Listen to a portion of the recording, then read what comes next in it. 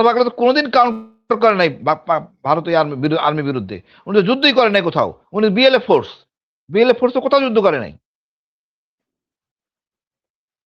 এখন স্বাধীনতার পর পিছনে এসে অনেকে লাইনে দাঁড়ায় গেছে। এদেরকে আমি কি বলবেন? মানে হদা সাহেব আর কি যাই বলেন আর কি। উনি একাই ৩ জনে মিলা ১৭০ জন ধরে ফেলছেন পাকিস্তানি। আজগুবি কথা। এটা আজগুবি কথা। মানে যা মুখে আসে তাই বলতেছেন। এটি বলে কি হয়? মুক্তিযুদ্ধের সম্বন্ধে মানুষের নেতিবাচক ধারণা আসে যায়। ওরা জিজ্ঞেস করে কেন আপনি যুদ্ধ করছিলেন পাকিস্তানের বিরুদ্ধে? উত্তর তো দিতে পারবেন না। একটা দিন দাঁড়াইতে পারবেন না। একটা জায়গায় দাঁড়াইতে পারবেন না। আমি তো রূপপুর দিয়ে বললাম। ইভেন পদ্মা ব্রিজ আজকে যেটা আমরা করছি, এই নকশা পাকিস্তান বহু আগে করে দিয়ে গেছে। আমরা কাঙ্ক্ষিত লক্ষ্যে পৌঁছতে পারিনি, আমরা একটু হতাশ। আসলে আজকের বিরোধী দল বা সরকারি দল উভয়ই কিন্তু মজলুম, নির্যাতনের শিকার। কেউ বলতে পারবে না আমি বাদ ছিলাম। তো এই মুহূর্তে আসলে আমাদের কোনো ইস্যু নাই বাকচিত করার। বিরোধী দল তো বাকচিত করতে হবে এবং উস্কানিমূলক কথা থাকবে কিছু। নাহলে তো আসলে রাজনৈতিক চর্চা হয় না। এটা আমি বাঙালি চর্চা বলতেছি, ভারতবর্ষের চর্চা। এখানে যে শব্দটা ইউজ করেছে রাজাকার, আমি আজকে যদি আমাকে জিজ্ঞেস করা হয়, হ্যাঁ, আমি বাংলাদেশী রাজাকার। বাংলাদেশের জন্য আমি যুদ্ধ করব। বাংলাদেশের জন্য আমি রাজাকার হব। কোনো সমস্যা নাই। তৎকালীন সময় পাকিস্তানের রাজাকার ছিল। এটা ব্যর্থ হইছে আওয়ামী লীগ।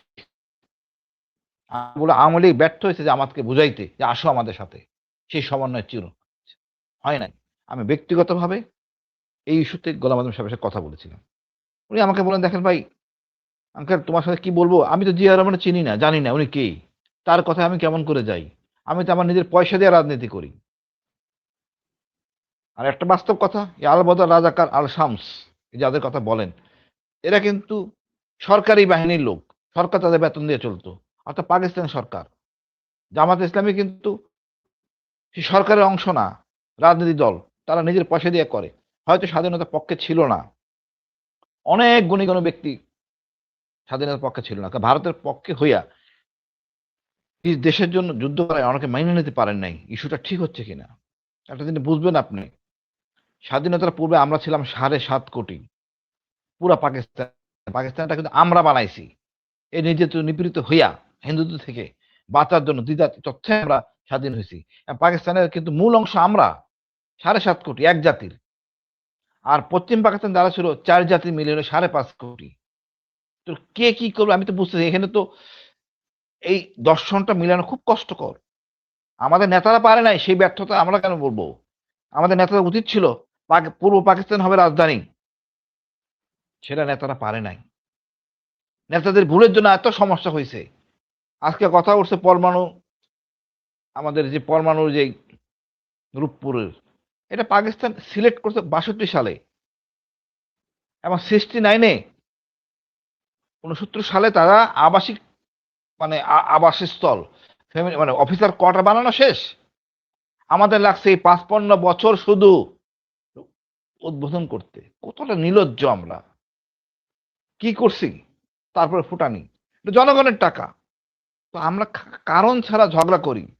এখন নিজেদের যুদ্ধ খেতাব মানে বীরত্ব দেখাইতে যাই আমরা প্রতিবাদ করি না। ১৬ ডিসেম্বর আমাদের। কিন্তু ভারত দাবি করে তাদের। এটাও আমরা প্রতিবাদ করি না। আমরা জেনারেল ওসমানীকে মূল্যায়ন করি না। শহীদ জিয়াকে মূল্যায়ন করিই নাই। এই আওয়ামী লীগ তার যে শেখ মুজিবুর রহমান উনি তো ঘোষণা দেন নাই। কিন্তু আমাদের রাজনীতিবিদ কেউ কথা বলে না। চুপ করেছিলেন। এখনো সুবিধা দেখে কাজ মানে সুবিধার ভাব বুঝে কথা বলেন। ঠিক না তো? একেকজন লাফ দিয়ে পড়েন। এই যে আমাদের ফজলুল সাহেব মানে হদা সাহেব আর কি যাই বলেন আর কি। উনি একাই ৩ জনে মিলা ১৭০ জন ধরে ফেলছেন পাকিস্তানি। আজগুবি কথা। এটা আজগুবি কথা। মানে যা মুখে আসে তাই বলতেছেন। এটি বলে কি হয়? মুক্তিযুদ্ধের সম্বন্ধে মানুষের নেতিবাচক ধারণা আসে যায়। এই ফজল পাকড়া তো কোনোদিন কাউন্টার করে নাই ভারতীয় আর্মি বিরুদ্ধে। উনি তো যুদ্ধই করে নাই কোথাও। উনি বিএলএফ ফোর্স। বিএলএফ ফোর্স তো কোথাও যুদ্ধ করে নাই। এখন স্বাধীনতার পর পিছনে এসে অনেকে লাইনে দাঁড়ায় গেছে।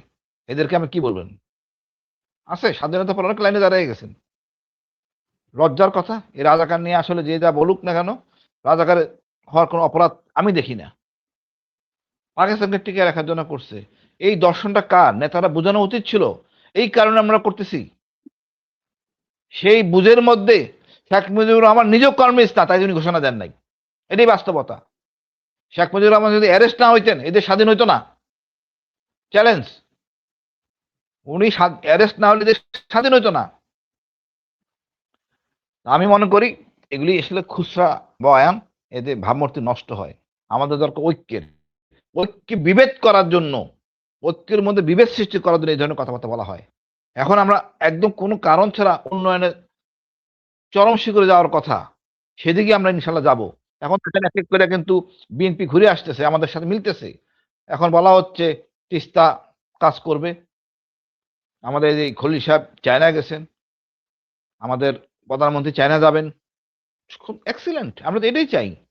পুরো জনগণ এখন ঘুরে গেছে, ইন্টেন্ডেন্ট হয়ে গেছে। এই ন্যারেটিভ আমাদের কেউ শিখাতে পারে নাই, জনগণকে বলতে পারি নাই।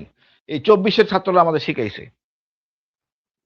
এটা আমাদের মনে রাখতে হবে। ভারত আমাদের অতীতে শত্রু ছিল, বর্তমানে শত্রু, আগামীতেও শত্রু। এটা আমাদের চিরশত্রু। এখানে কোনো অন্য কোনো ন্যারেটিভ চলবে না। তাদের পছন্দ না হয় ভারত চলে যান।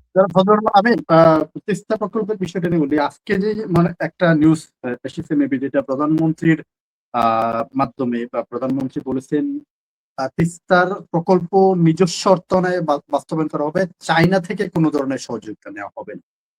এটার সঠিক দিকটা একটু বলবেন যে আসলে এই নিউজটা কতটুকু সত্য, এবং যদি চায়নার প্রকল্প সহযোগিতা না নিয়ে বাংলাদেশ নিজস্ব অর্থায়নে তিস্তা প্রকল্প বাস্তবায়ন করার মতো কি আসলে ক্যাপাসিটি? এখানে আসলে আমাদের জন্য ডিফিকাল্ট। আমাদের টাকা কম নাই, কিন্তু আমাদের জন্য ডিফিকাল্ট হয়ে যাবে প্রযুক্তি নেওয়া। টাকা নিলাম না, বাট প্রযুক্তি, আইডিয়া, বুদ্ধি সব তো লাগবে আমাদের চাইনিজ। সেটা তো লাগবে। এটা ছাড়া আপনি কেমনে আগাবেন? আমাদের ওই এক্সপার্ট আছে নাকি? আমাদের ওই এক্সপার্ট থাকলে এত পদ্মার ভাঙন, মেঘনার ভাঙন হয় না। আমাদের এক্সপার্টিস লাগবে। আমাদের লালমনিরহাট ডেভেলপ করতে হবে। আমাদের পদ্মা ব্যারেজ করতেই হবে। সুতরাং উনি বলছেন কৌশলের যুদ্ধ, বুঝতে পারতেছেন ওনাদের অনেক কমিটমেন্ট করতে হয়েছে বিএনপির পক্ষ থেকে ইন্ডিয়াকে কনভিন্স করার জন্য। তো সেই জিনিসগুলি ইন্ডিয়া যতই শর্টকাট করতে যাক, জনগণকে যদি ভালো না বাসে, দেশকে ভালো না বাসে, দেশকে মূল্যায়ন না করে সমমর্যাদার ভিত্তিতে, ইন্ডিয়ানের কোনো প্রজেক্ট বাস্তবায়ন হবে না। এখন দেখেন, উনি তো খুবই ওই করিডোর নিয়ে উনি খুব ওনার খায়েশ। উনি 7 সিস্টার নিয়ে তার আতঙ্ক। আতঙ্ক থাকার কথা না। ইন্ডিয়ার আচরণের জন্য এই আতঙ্ক। তার চরিত্র না পাল্টাইলে এই আতঙ্ক থাকবে আমৃত্যু। একই সাথে দেখেন, এই আমাদের যাক আমরা শুভেন্দু নিয়ার পরে বলি, বর্তমান যে ঘটনা ঘটছে, আমি মনে করি বিএনপি এখন রাইট ট্র্যাকে চলতেছে। আশা করি ইনশাআল্লাহ রাইট ট্র্যাকে যাবে। আমরা সমরাস্ত্র বা এয়ারফোর্সে যে ডেভেলপমেন্ট হচ্ছে, আলহামদুলিল্লাহ, আলহামদুলিল্লাহ। আপনি জানেন কি জ্বলা জ্বলতেছে ভারত? এই যে আমরা আমেরিকার সাথে চুক্তি করলাম, এতে কি হচ্ছে? আমাদের যেই জিনিসগুলি কেনার কথা, তুলা, এই তুলাটা যদি আমি এমনিতে আনি, দাম তো একটু বেশি পড়বে, বাট ওই কাপড়ে বানানো পণ্য আমরা ডিউটি ফ্রি পাবো। এই যে পরিমাণ তুলা আমরা এমনিতে থেকে আনবো, সেই পরিমাণ তুলা তো আমার মনে করেন ভারত থেকে নিতাম, এটা কমে যাবে। তো ভারতের কৃষির ১২টা বাজবে কৃষকের। সমাজে একটা অশান্তি সৃষ্টি হবে। তা আমি মনে হয় সরকার রাইট ট্র্যাকে আছে। আমাদের যে প্রত্যাশা সেটা পূরণ হবে। তবে আমরা চাই না নিজেদের মধ্যে মারামারি। নিজেদের মারামারি করলে আওয়ামী লীগ উঠে আসবে। এই জায়গায় আমরা সবাই কেয়ারফুল থাকা উচিত। আমরা আওয়ামী লীগকে কোনো ছাড় দিব না। আওয়ামী লীগ একটা অভিশাপ। ধন্যবাদ ভাই। জি। আচ্ছা, আমি আরেকটা বক্তব্য নিয়ে যাবো, যে ফজলুর রহমানের বিষয়টা আপনি বলেছেন। ফজলুর রহমান তিনি সংসদে দাঁড়িয়ে একটা বক্তব্য দিয়েছেন যে কোনো মুক্তিযোদ্ধা জামাত ইসলাম করতে পারে না, বা সাথে আরো বলেছেন যে কোনো মুসলমান জামাত করতে পারে না। মুক্তিযোদ্ধাদের আসলে কি জামাত করাটা কতটুকু যুক্তি? যেহেতু জামাত ৭১-এ পরাজিত শক্তি বলা হয়, ৭১-এ বাংলাদেশ প্রতিষ্ঠার বিরোধিতা করেছে, পাকিস্তানকে অখণ্ড পাকিস্তান চেয়েছিল। মুক্তিযোদ্ধারা কি আসলে প্রকৃত মুক্তিযোদ্ধারা জামাত করতে পারেন বা জামাত করেন? আচ্ছা দেখেন, ফজলুল হক সাহেব আগে কোন দল করতেন? উনি এখন কোন দল করেন? ওটা ছিল হ্যাঁ, ওটা ৯ মাসের যুদ্ধ। ওটা ছিল ৯ মাসের যুদ্ধ। ওই সময় তাহলে মনে করছে আমাদের পাকিস্তানের সাথে থাকা উচিত। আমি ব্যক্তিগতভাবে থাকতাম, আমি পাকিস্তানের সাথে থাকতাম। আমি ভারতের সাথে কেন যাব? দেশটা ভাঙার জন্য? আজকে আমার খুব খুশি আমরা পাকিস্তানের বিমান কিনতেছি। এটা তো আমার বিমান, আমার হওয়ার কথা। আমার লজ্জা লাগে এই ধরনের রাজনীতিবিদ আমাদেরকে রং ডিরেকশন দিচ্ছেন। পাকিস্তান তো শাসন করবো আমি, পাকিস্তান আমার শাসন করবে না। কেন করলো পাকিস্তান আমাকে শাসন? দোষ কার? রাজনীতিবিদদের। আমরা ভাষা আন্দোলনে কথা বলি যে বাঙালি মারা গেছে ইউনিভার্সিটিতে, এবং যারা মারছে তারা বাঙালি, পুলিশ, থানার ওসি বাঙালি, এসপি বাঙালি, বাংলাদেশের মুখ্যমন্ত্রী সে বাঙালি, আপনার নুরুল আমিন ব্রাহ্মণবাড়িয়া, যে প্রধানমন্ত্রী সে ছিলেন গিয়া নুরুল নাজিমুদ্দিন। আমরা সবাই বাঙালি, খালি কথায় কথায় পাকিস্তান বলি। আমাদের সমস্যা পাকিস্তান আর্মির বিরুদ্ধে, যেটা আমরা ক্ষতিগ্রস্ত হয়নি, শুধু বেলুচিস্তান, পাঞ্জাবি সবাই ক্ষতিগ্রস্ত হয়েছি। যেভাবে আমাদের এখানে শাসন করছে একই জিনিস। তো ন্যারেটিভ চেঞ্জ করলে হবে না তো। আমরা ভুল তথ্য নিয়ে আমাদেরকে মিসগাইড করতেছে।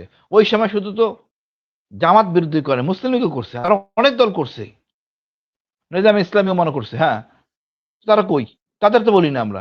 জামাত যেহেতু জামাত সংগঠিত হয়েছে, ভারতীয় ন্যারেটিভ উনি বয়ান করে যাচ্ছেন।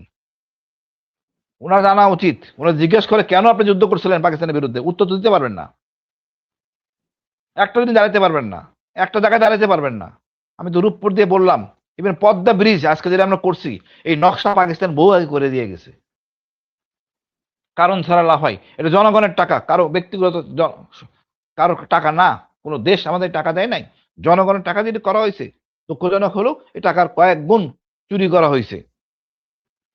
আমরা আশা করি ভালো কিছু সরকারের কাছে, উনি চুরি কম হবে, একটা সুন্দর একটা দেশ পাবো। সম্পদের সমবন্টন যাতে ক্ষোভ না থাকে, গরিবকে উঠে আনতে হবে। ৫৪ বছর ধরে আমরা গরিব রয়ে গেছি, তাদেরকে উঠে আনতে হবে।